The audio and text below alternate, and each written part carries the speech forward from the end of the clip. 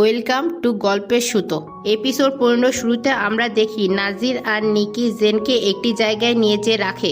নিকি নাজিরকে বলে একে হ্যান্ডেল করো আর সেখান থেকে চলে যায়। নাজির জেনকে বলে তুমি এসব কিছু আরো কঠিন করে ফেলছো।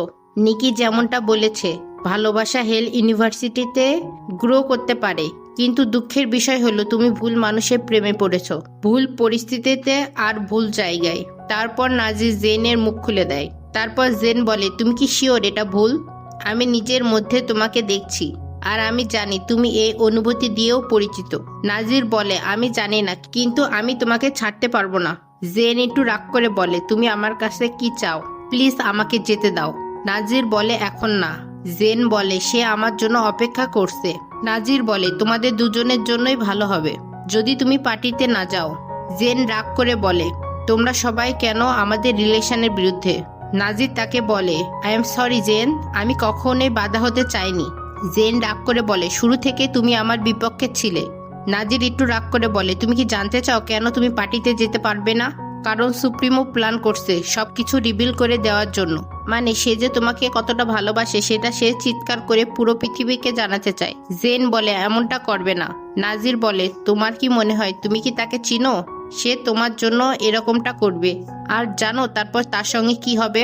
এতদিন তার যে সম্মান ছিল, পাওয়ার ছিল, মানুষ তাকে ভয় করত, এসব কিছু সে হারাবে আর সবার কাছে একটা আবর্জনা হয়ে যাবে। এখন তুমি চাও সে এমনটা করুক? আমাদের দুই গ্যাংয়ের মধ্যে যে যুদ্ধটা হয় সেগুলোকে কন্ট্রোল করে সুপ্রিমো। মানে সুপ্রিমোর এমন পাওয়ার আছে যে তাকে দুই টিম মানতে বাধ্য। সে দুই টিমের মাঝে অবস্থান করছিল আর একটা ব্যালেন্সও মেনটেন করছিল। এখন যদি সে পজিশন হারায়, পাওয়ার হারায়, তাহলে সম্পূর্ণ সিস্টেম নষ্ট হয়ে যাবে। সুপ্রিমো ছাড়া আমাদের অস্তিত্ব নাথিং, আর তাকে ছাড়া আমরা কিছুই না। এসব শুনে জেন জিজ্ঞাসা করে যদি আমি সুপ্রিমোর কাছে থেকে দূরে সরে যাই তাহলে কি হবে? নাজির কনফিডেন্স নিয়ে বলে তাহলে আমরাও তার রাস্তা থেকে সরে যাব। জেন বলে তাহলে আমাকে যেতে দাও। নাজির তাকে খুলে দেয় আর বলে আমি তোমাকে এইবারের জন্য বিশ্বাস করলাম, কিন্তু জেন তুমি একমাত্র যে কিনা হেল ইউনিভার্সিটি আর সুপ্রিমোকে বাঁচাতে পারবে। তারপর জেন আতঙ্কিত অবস্থায় সেখান থেকে দৌড়ে পালায়। দরজায় দুটি ছেলে তাকে আবার থামায়, কিন্তু নিকি আর নাজির বলে তাকে চলে যেতে যাওয়ার জন্য। তারপর জেন চলে গেলে সেখানে নিকি আসে। নিকি নাজিরকে জিজ্ঞাসা করে জেন যেমনটা বলেছে সেমনটা কি করবে? নাজির বলে আমি জানি না, তার ডিসিশন যাই হোক আমাদের উচিত রেডি থাকা। যদি তারা কোনো ধরনের সম্পর্কে জড়িয়ে পড়ে তাহলে সুপ্রিমোকে আমি হ্যান্ডেল করব। তারপর সেখানে লুকিয়ে আসে। নাজির তাকে বলে সারাদিন কোথায় ছিলে? তখন সে জানায় সে সারাদিন ডিজিডাব্লিউ গ্যাংকে পর্যবেক্ষণ করছিল, তাদের একটা মিটিং আছে। এসব কিছু শুনে নাজির একটু লিডার ভাব নিয়ে লুকিকে বলে এটা যথেষ্ট না, আমাদের আরো বেশি খেয়াল রাখতে হবে, চোখ কান সর্বদা খোলা রাখতে হবে। লুকি বলে তুমি কেন ম্যাটকে বলছো না এসব কিছু হ্যান্ডেল করার জন্য? নাজির চিৎকার করে বলে এটা তোমার দায়িত্ব, আমাদের আবার হতাশ করিও না। আশপাশের ছেলেরা এসব কিছু খেয়াল করছিল। লুকিও বুঝতে পারছিল তাকে কিভাবে অপমান করা হচ্ছে। আসলে লুকির ভিলেন হয়ে যাওয়ার যথেষ্ট রিজন আছে, তার সঙ্গে কেউ ভালোভাবে আচরণ করছে না। তারপর আমরা দেখি জেন তার রুমে আসে যেখানে মিয়া তার জন্য অপেক্ষা করছিল। মিয়া কিছু একটা ফিল করে আর জেনকে জড়িয়ে ধরে আর বলে কি হয়েছে? জেন বলে কিছুই হয়নি। মিয়া বলে আমরা পারবো, হার মেনো না, আর জেনকে সাহস আর সান্ত্বনা দিচ্ছিল। তখনই আমরা কিছু ফ্ল্যাশব্যাক দেখি যেখানে জেন কল্পনা করছিল যে ওই দিন সুপ্রিমো তাকে কি বলেছিল। সে বলেছিল সে তার বার্থডে পার্টিতে জেনের সঙ্গে ডান্স করতে চায়। তারপর সিন চেঞ্জ হয়, আমরা দেখি জেন হেল ইউনিভার্সিটিতে ছিল। তখন সেখানে মিয়া আসে আর তার সঙ্গে জোরাজুরি করতে থাকে যে সে কেন এই অবস্থায় হেল ইউনিভার্সিটিতে আসছিল, তার উচিত রেস্ট নেওয়া। জেন বলে ভয় পেও না, আমাকে এসএসজির অফিসে যেতে হবে। মিয়া তাকে আটকানোর চেষ্টা করে, কিন্তু জেন তার কোনো কথাই শোনে না। যখনই সে সিঁড়ি দিয়ে উপরে উঠে যাবে তখনই তার সামনে রোকসানা এসে দাঁড়ায় আর বলে তুমি কোথায় যাচ্ছ কুত্তি? তোমাকে দেখে মনে হচ্ছে অনেক বেশি কনফিউজ। আর তোমারা সুপ্রিমো সম্পর্কে সম্পূর্ণ ক্যাম্পাস জানে। এখন তো সে নিজের পাওয়ার হারাবে আর সে তোমাকে কিভাবে অ্যাডভান্টেজ দিবে যদি সে তার পাওয়ারে না থাকে? এখন সে তোমাকে কিভাবে সুযোগ দিবে যদি তুমি তার কোনো কথা মানো না? জেন আর কোনো কথার উত্তর দিচ্ছিল না, শুধু তার কথা শুনছিল। তারপরও রুকসান চিৎকার করে বলে জেন আমাদের সুপ্রিমোকে সিডিউস করেছে, চলো আমরা এই নতুনদের একটা শিক্ষা দিই। তাহলে তারা বুঝতে পারবে যে সুপ্রিমোর সঙ্গে তারা কি করেছে। যখনই সবাই রুকসানের কথায় একটু উৎসাহিত হয়ে যাচ্ছিল তখনই ফুল কনফিডেন্স নিয়ে বলে, করো, কোনো সমস্যা না। কিন্তু তোমরা কি জানো এরপর তোমরা কি পানিশমেন্ট পাবে যদি আমার ক্ষতি করার চেষ্টা করো? আমি হচ্ছে এই হেন ইউনিভার্সিটির কুইন আর টপ 10-এর মধ্যে 4-এ অবস্থান করছি আর SSG সেক্রেটারি। কি পানিশমেন্ট তোমরা চাও? রুকসেন রাগ করে বলে, তাকে ভয় পেও না। কিন্তু বাকিরা ভয় পেয়ে যায় আর তারা বলে কোনো ধরনের পানিশমেন্ট চায় না। তারপর জেন রুকসানের চুলগুলো ঠিক করে দেয় আর বলে, তুমিও কোনো রুলসের বাইরে না। হঠাৎ রুকসেনের ভঙ্গি চেঞ্জ হয়ে যায় আর সে বলে ওঠে, সামান্তা, তুমি কি জানো আমি তোমাকে দিয়ে অনেক বেশি বিরক্ত। আমি শুরু থেকে তোমাকে দিয়ে বিরক্ত ছিলাম। পেছন থেকে মিয়া বলে ওঠে, কারণ তুমি ইনসিকিউর ছিলে। রুকসেন বলে, হ্যাঁ, একটা সত্য হতে পারে, কিন্তু আমি রাগে ছিলাম কারণ আমি তোমাকে তার মতো দেখছিলাম। মানে সে বুঝাতে চাচ্ছিল শুরু থেকে সে জেনের মধ্যে সামান্তাকে দেখছিল। এই হেল হলে যাকে আমি একমাত্র ফ্রেন্ড ভেবেছিলাম, একজন বন্ধু, যে কিনা আমাকে এই হেল ইউনিভার্সিটিতে একা রেখে চলে গেছে। জেন বলে এইসব কিছু সত্য না, কিন্তু রুকসাইন থামে না। সে আরো বলে, আমি ভেবেছিলাম সে আমাকে ছেড়ে চলে গেছে, কিন্তু সে আসলে আমাকে ছেড়ে যায়নি। জেন বলে, এমন কিছুই না, তাকে মেরে ফেলা হয়েছে। কিন্তু সামান্তা কোনো কিছুই মানে না। সে বলে, আমি কোনো কিছুই পরোয়া করি না, সে আমাকে একা রেখে চলে গেছে আর তার জন্য আমি তাকে ঘৃণা করি। আমি তোমাদের সবাইকেই ঘৃণা করি। তারপর সে জেনকে একটু ধাক্কা দেয় আর সেখান থেকে চলে যায়। তারপর রাতে সেই পার্টি সিন চলে আসে, সুপ্রিমোর বার্থডে পার্টি, যেখানে আমরা দেখি সবাই এনজয় করছিল। নিকি খুব অন্যভাবে সুপ্রিমোকে ফলো করছিল। এদিকে আমরা দেখি অনিল আর ফ্রিজি পেয়ার আপ করে ডান্স করে। ম্যাট, দেব আর মিয়া ড্রিঙ্ক করছিল। মানে সবাই পার্টিটা এনজয় করছিল আর এদিকে সুপ্রিমো শুধু ওয়েট করছিল, জেন আসার অপেক্ষা করছিল। তখনই আমরা দেখি সেখানে জেনের এন্ট্রি হয়। তুমি এসেছো আর তোমাকে দেখে খুব বেশি সুন্দর লাগছে। জেন তার কাছে আসে আর তাকে জড়িয়ে ধরে, বলে, হ্যাপি বার্থডে সুপ্রিমো। সুপ্রিমো জেনকে জিজ্ঞাসা করে, তুমি কি ঠিক আছো? জেন মনে মনে বলে, আজকে আমাদের শেষ দেখা, কিন্তু তার সামনে বলে, আই লাভ ইউ। সুপ্রিমো বলে, আমি চাই আমার উত্তর সবাই শুনুক, কারণ এর আগে আমি কাউকে এত বেশি ভালোবাসিনি। সুপ্রিমো তাকে বলে ওঠে অনেক আনন্দের সঙ্গে, আমি বলছি আমি I love you Jane. Jane emotional হয়ে যায় আর সুপ্রিমোকে জড়িয়ে ধরে। ব্যাকগ্রাউন্ডে একটি মিউজিকও প্লে হয়। আমরা দেখি দূরে দাঁড়িয়ে নাজির এইসব কিছু দেখছিল। তারপর জেন সুপ্রিমোকে ডার্লিং বলে। উত্তরে সুপ্রিমো বলে, আমার মনে হচ্ছে তোমাকে আমি কিস করব, কিন্তু তাও কিছু একটা রং মনে হচ্ছে। জেন সুপ্রিমোকে বলে, আই লাভ ইউ সুপ্রিমো, কিন্তু আমার মনে হয় আমাদের এখানেই থামা উচিত। এসব শুনে সুপ্রিমো কিছুটা নার্ভাস হয়ে যায়। আমার মনে হয় তোমার কিছুক্ষণ বসা উচিত আর কোনো কিছু খাওয়া উচিত। জেন বলে, এসব কিছু আমাকে কষ্ট দিচ্ছে, কিন্তু সুপ্রিমো বলে, আমাকেও কষ্ট দিচ্ছে, এমন কষ্ট যেটা কিনা মূল্যহীন। সুপ্রিমো বলে, আমি তোমার জন্য যে কোনো কিছু করতে পারবো, কিন্তু জেন বলে, আমি তোমার জন্য এরকমটা করতে পারবো না। এখন আমি এমন অভিনয় করছি যে আমি কিছুই শুনিনি। জেন বলে, তুমি চাইলে আমি আবার সবকিছু রিপিট করতে পারবো। আমি এই কষ্ট আর নিতে পারবো না, আর এর কারণটাও তুমি। আমরা একসাথে হতে পারবো না সুপ্রিমো? একজন অন্যজনকে কিছুক্ষণের জন্য ভালোবাসায় যথেষ্ট ছিল। সুপ্রিমো বলে, না, এটা যথেষ্ট না, আমি তোমাকে ওপেনলি ভালোবাসতে চাই। সুপ্রিমো জোর করে বলে, তুমি কেন আমাকে বিশ্বাস করতে পারছো না? জেন বলে, আমি তোমাকে বিশ্বাস করি আমার সম্পূর্ণ জীবন দিয়ে হলেও, কিন্তু আমার শক্তি নেই যে এই ফালতু জিনিসের সঙ্গে ফাইট করব। সুপ্রিমো কাঁদো কাঁদো ভাব নিয়ে বলে, তাহলে তুমি এইসব কিছু এভাবেই শেষ করছো? ডার্লিং বলে জেনকে কমফোর্ট করার চেষ্টা করে, কিন্তু জেন বলে, আমাকে এই নামে আর ডেকো না। তারপর জেন উল্টো হয়ে দাঁড়িয়ে যায়। তখন সুপ্রিমো পিছন থেকে একটু শক্তভাবে দাঁড়িয়ে বলে, জেন, তোমাকে আমি আরেকটা সুযোগ দিচ্ছি। তুমি যদি এইবার 10 কদমও সামনে যাও, পিছনে না ফিরে, তাহলে আমি ভুলে যাব যে আমাদের মধ্যে কি ছিল। আর যদি তুমি পিছনে ফিরে তাকাও, তাহলে 10 কদম নেওয়ার আগে, তাহলে তুমি আমার।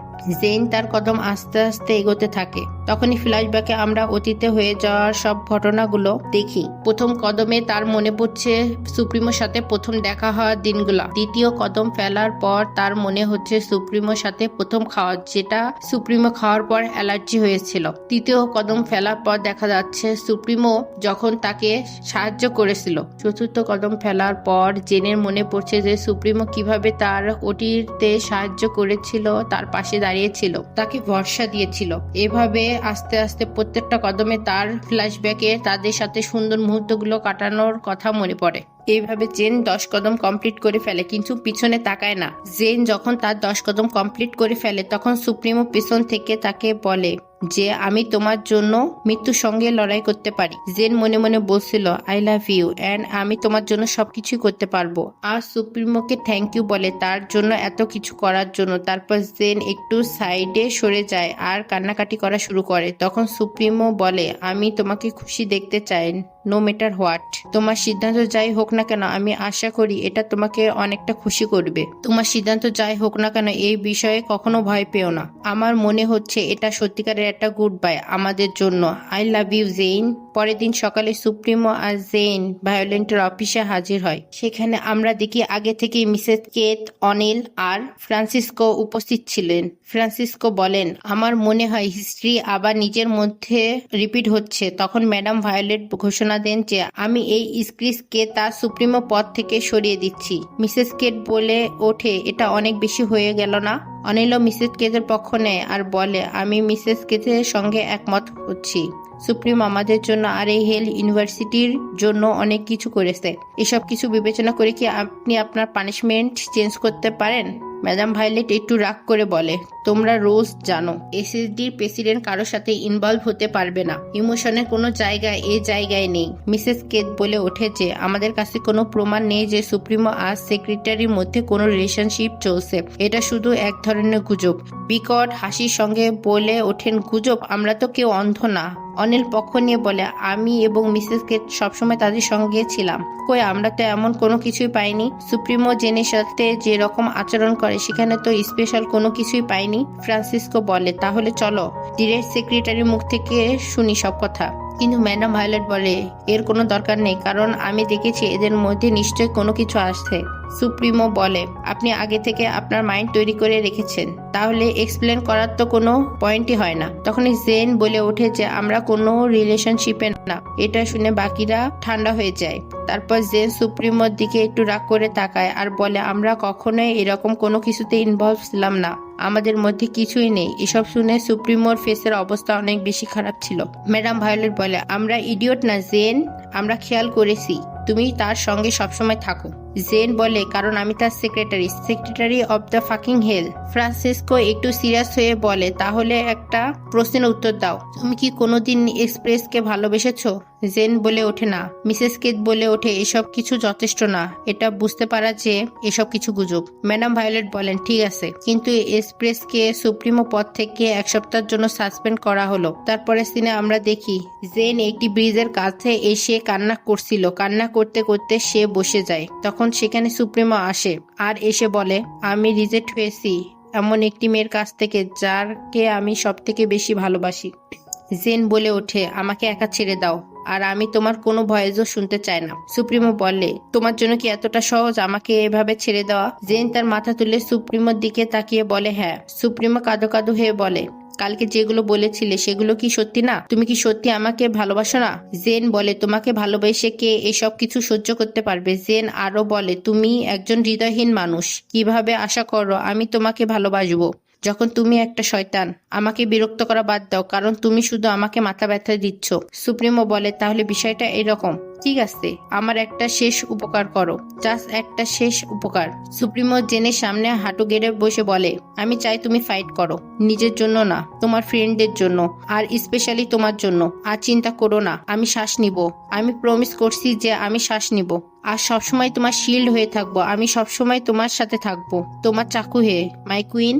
তারপর সুপ্রিমো জেনকে একটু ইমোশনালি হাগ করে আর কিস করে। তারপর সুপ্রিমো সেখান থেকে চলে যায়। জেন নিজের মনে মনে বলতে থাকে যে আমি ফাইট করব আর অনেক বেশি ইমোশনাল হয়ে কান্না করতে থাকে আর মনে মনে বলতে থাকে যে আমি তোমার জন্য ফাইট করব, তোমার জন্য জীবিত থাকবো আর তোমাকেই ভালোবাসবো মাই কিং।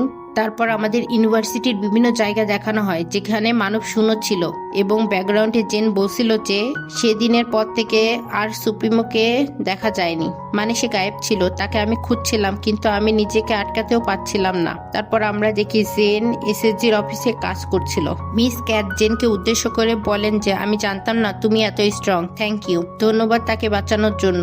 জেন বলে আমি যেটা সঠিক সেটা করেছি। ক্যাট বলে ওঠে যে তোমার জন্য ম্যাডাম ভায়োলেটের প্ল্যান ফেল হয়েছে।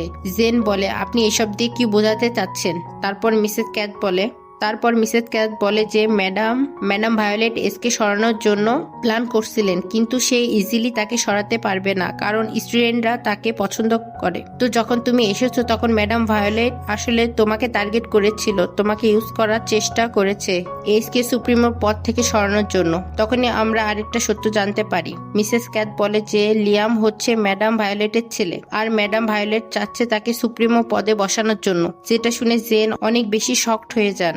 তারপর সে বাইরে গেলে লিয়ামকে দেখতে পায় ফ্রেন্ডের সাথে গল্প করছে। লিয়ামকে দেখে তো অনেকটা ভালো মনে হচ্ছে, সে কি এসব প্ল্যানের অংশ? সে লিয়ামের দিকে তাকায় আর স্মাইল করে। লিয়ামও তার দিকে তাকিয়ে স্মাইল করছিল। তারপর জেন লাইব্রেরিতে যায় আর একটা বই নেয়। কিংশিয়ান ইয়ান নামে একজন ব্যক্তির জীবনী পড়া শুরু করে আর ভাবতে থাকে সিক্রেট ল্যাবের কানেকশন এসব কিছুর সঙ্গে কি। তারপর আমরা দেখি সে ক্লাসে ছিল। ক্লাস শেষ করে বাইরে যাবে, ঠিক তখনই স্যার অ্যালভারেজ তাকে আটকান। স্যার অ্যালভারেজ তাকে বলে, মিস শান, আমরা অনেক বেশি লেট করে ফেলেছি। জেন জানতে চায় এর মানে কি। তখন স্যার বলে তারা অলরেডি ফর্মুলা পেয়ে গেছে, আর তারা এই ক্ষমতা পেয়ে গেছে যে যে কোনো সময় তারা এটা ইউজ করতে পারবে। আর যখন এইসব কিছু হবে তখন আমরা অনেকটা অসহায় হয়ে যাব। জেন সম্পূর্ণ পাওয়ার নিয়ে বলে যদি তারা ফর্মুলাটা পেয়ে যায় তাহলে আমাদের উচিত ফাইট ব্যাক করা, আমরা তাদের এভাবে জিততে দেব না। স্যার অ্যালভারেজ বলে, শোনো, আমি চাই যে তুমি এইসব কিছু যা করছো তা থামিয়ে দাও। জেন অবাক হয়। স্যার বলে যে আমি তোমাকেই খুঁজছিলাম, আমি চাই না আমার কারণে তোমার কোনো ক্ষতি হোক, সো প্লিজ স্টপ ইট। এসব বলে স্যার অ্যালভারেজ সেখান থেকে চলে যান। জেন ভাবতে থাকে এসব কিছু কি হচ্ছে আর কি বা হলো। তারপর আমরা দেখি সে তার ব্যাগ থেকে সেই চাকুটা বার করে। তখনই জেরোম সেখানে চলে আসে আর বলে, তুমি এই চাকু কোথায় পেলে? জেন ভয়ে তার হাত থেকে চাকুটা নিচে ফেলে দেয়। জেরোম তার সামনে এসে চাকুটা তোলে আর বলে, এই চাকুটা তোমাকে কে দিয়েছে? জেন তার দিকে তাকিয়ে বলে, কেন? তখন জেরোম বলে, তুমি এর সংকেত দেখে বুঝতে পারছো না এটা কি? জেন বলে, ডেভিড গড ওয়ারিয়র। জেরোম বলে, না, এই সাইন হলো রেসিলভিনিয়ার। জেন বলে, তুমি কিভাবে জানলে? তখন জেরোম বলে, আমার উচিত হয়নি তোমাদের কাছ থেকে এই কথাগুলো লুকানো, কিন্তু আমি ভয়ে পেয়েছিলাম, স্পেশালি বেনেসার জন্য, যে তোমরা জানলে তোমাদের যদি কোনো ক্ষতি হয়ে যায়। জেন তাকে বলে, জেরোম তুমি কি বোঝানোর চেষ্টা করছো? জেরোম বলে, আমি ডেভিল গড ওয়ারিয়রের অংশ, মানে সে তাদের টিমের একজন। এসব শুনে জেনের অবস্থা অনেক বেশি খারাপ হয়ে যায়। সে দেয়ালে পিঠ দিয়ে দাঁড়িয়ে থাকে। জেরোম বলে, নিজেকে টর্চার করিও না এসব কিছু চিন্তা করে, তোমার সব প্রশ্নের উত্তর শীঘ্রই পেয়ে যাবে। আমাদের টিম নতুন কিছু তথ্য পেয়েছে, অ্যাডমিন কিছু একটা করছে, কিছু একটা খুব বড় হতে চলেছে। জেন জেরোমকে জিজ্ঞাসা করে, তুমি যে ডিজিডাব্লিউ গ্যাং এ অ্যাড হয়েছো সে এই বিষয়ে আর কে কে জানে? জেরোম বলে, ছেলেরা এই বিষয়ে জানে। সে আবার রিকোয়েস্ট করে যে প্লিজ জেন ভেনেসা যাতে এই বিষয়ে জানতে না পারে, তাদের এই বিষয়ে জানার কোনো প্রয়োজনই নেই। এই বলে সে জেনের চাকুটা তার হাতে দিয়ে দেয়। তারপর জেন হাসছিল আর মনে মনে ভাবছিল যে জেরোম আর ম্যাট গ্যাং এ অ্যাড হয়েছে তাদেরকে বাঁচানোর জন্য এই হেলহুল থেকে। তারপর জেন হোস্টেলে ফিরে আসতে দেখে ম্যাট বসে ড্রিঙ্কস করছিল। জেন ম্যাটের কাছে আসে, তখন ম্যাট তাকে একটা ড্রিঙ্কস অফার করে। জেন একটু ড্রিঙ্কস করে আর তাকে থ্যাংক ইউ বলে। তারপর সে সেখান থেকে একটি চেয়ার টেনে বসে আর বলে, তুমি কি জানো আমার সবকিছুই ভালো চলছে? কিন্তু এইসব শুনে ম্যাট স্মাইল করে। জেন বলে, তুমি স্মাইল করছো কেন? ম্যাট বলে, আমি জানি তুমি ঠিক নেই, যদি তুমি স্মাইল করতে চাও না তাহলে প্রয়োজন নেই স্মাইল করার। জেন বুঝতে পারে যে আশপাশে সবাই তার মনের অবস্থা বুঝতে পারছিল, তাই অভিনয় করে কোনো লাভ নেই। ম্যাট আরো বলে, আমি জানি তুমি অনেক কষ্টের মধ্যে আছো, যদি আমি পারতাম তোমার জন্য সব কষ্ট বহন করতাম। তারপর জেন বলে, তুমি কেন আমাকে সাহায্য করলে না? কারণ আমাকে এই একটা ব্যালেন্স সম্পর্কে চিন্তা করতে হচ্ছে, মানে দুই গানের মধ্যে যে ভারসাম্য বা হেল ইউনিভার্সিটির মধ্যে যে ভারসাম্য সেটা মেনটেনের জন্যই জেনকে হেল্প করতে পারিনি। এই আমাদের সুপ্রিমো হিসেবেই ঠিক আছে। এসব শুনে জেনের চোখ দিয়ে পানি পড়ে। সে সেই চোখের পানি মুছে আবার ড্রিঙ্কস করে, মানে ভিতরটা ওর ফেটে যাচ্ছিল, কিন্তু বলার মতো কিছুই নেই। ম্যাট আরো বলে, ফলো ইয়োর হার্ট, ঠিক আছে? তারপর জেন ম্যাটকে সান্ত্বনা দেয় আর বলে, আমি শিওর ম্যাট তুমি একটা সঠিক মেয়ে খুঁজে পাবে। ম্যাট বলে, কেন? তুমি কি আরেকটা জেন শান এনে দিতে পারবে? এই পৃথিবীতে চেনো, মানে তার জেন কে লাগবে? সে বলে, হ্যাঁ জেন, তুমি কি জানো? জেন বলে, না, কিন্তু জেনের থেকেও ভালো কেউ তোমার জীবনে আসবে। ম্যাট তার মাথা নাড়ে আর আরেকটা ড্রিঙ্কস জেনকে অফার করে। জেনও সেই ড্রিঙ্কসটি নেয় এবং খাওয়া শুরু করে, মানে সবাই পরিস্থিতির শিকার মেনে নেওয়ার মধ্যে কল্যাণ কল্যাণ কর। পরের দিন জেন এসএসজির অফিসে আসে। সেখানে সে সুপ্রিমোর ডেস্কে কিছু ফাইল রাখছিল। তখন সেখানে অনিল আসে আর জেনের মুড ঠিক করার জন্য বলে ওঠে যে সুপ্রিমো কি এখনো আসেনি, হয়তোবা সে তোমাকে অলরেডি ছেড়ে চলে গেছে। জেন তাকে একটু অন্যভাবে লুক দেয়। তখন অনেক স্মাইল দিয়ে বলে যে আমি তো শুধু মজা করছিলাম। তারপর সে বলে তুমি কি ক্লাসে যাবে না? জেন একটু স্ট্যান্ড নিয়ে তার সামনে আসে আর বলে আমার কি যাওয়া উচিত, আমি তো কুইন। অনিল তাকে বলে সে হলো এসএসজির প্রেসিডেন্ট, মানে সুপ্রিমোর কথা বলছিল। আর জেনকে কুইনের রুলস মনে করিয়ে দেয়। কুইন হতে হবে একজন model student, just like as এসএসজির প্রেসিডেন্ট। তারপর জেন সেখান থেকে চলে যায়। জেন চলে যাওয়ার পর অনিল কেমন জানি স্মাইল করছিল। তারপর আমরা দেখি জেন একটি জায়গায় বসে বই পড়ছিল। পড়তে পড়তে সে ঘুমিয়ে পড়ে। তারপর আমরা দেখি রাত হয়ে গেছে।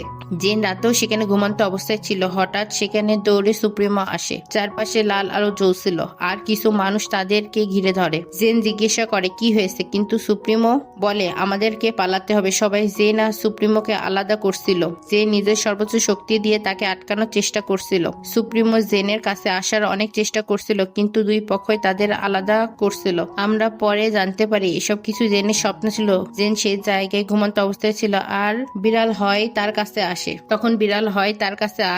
তখনই তার ঘুম ভেঙে যায় এবং সে হয়কে কোলে নেয় আর আদর করতে থাকে। তারপর জেন একটি জায়গায় যায়। সেখানে সে সিঁড়ি দিয়ে নিচে নামছিল আর তার ব্যাগে থাকা চাকুটি হাতে নিচ্ছিল। চাকুটি চেক করে আবার ব্যাগে রেখে দেয়। ঠিক তখনই আসল রেস সিলভেনিয়া পিছন থেকে আসে আর তার মুখ চেপে ধরে। আর এর সাথে এই এপিসোড এখানে শেষ হয়ে যায়। ভিডিওটি যদি ভালো লেগে থাকে পরবর্তী ভিডিওগুলো পেতে চ্যানেলটি সাবস্ক্রাইব করে রাখুন। ধন্যবাদ।